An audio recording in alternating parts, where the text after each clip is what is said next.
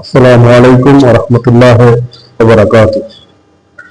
বাংলাদেশ জাতীয় জনতা পার্টি পক্ষ থেকে সবাইকে আন্তরিক শুভেচ্ছা।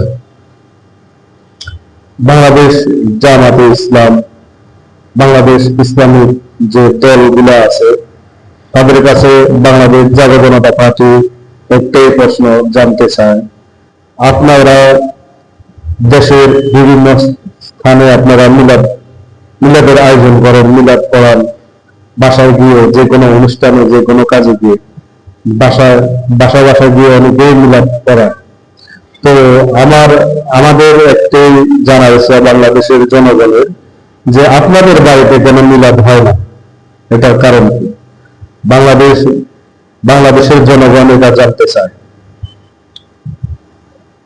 এটা নিয়ে অনেকে বিতর্ক আছে, অনেকে এটা নিয়ে বিতর্ক, আর এটা আসলে একটা যুক্তিসঙ্গত কথা যে বাংলাদেশের যত কিছু কিছু জিনিস আছে আপনারা অপচার চালান, আসলে এগুলা থেকে বেরিয়ে আসতে হবে।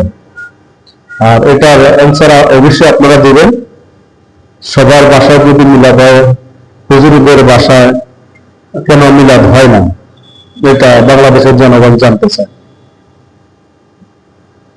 আশা করি আপনারা লাইভে এসে হয়তো সাংবাদিক সম্মেলনে আপনারা অবশ্যই এটার অ্যান্সার দিবেন।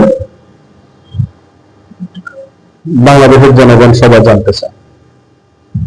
এই বলে আমি বিদায় নিচ্ছি। আসসালামু আলাইকুম ওয়া রাহমাতুল্লাহি ওয়া বারাকাতুহু।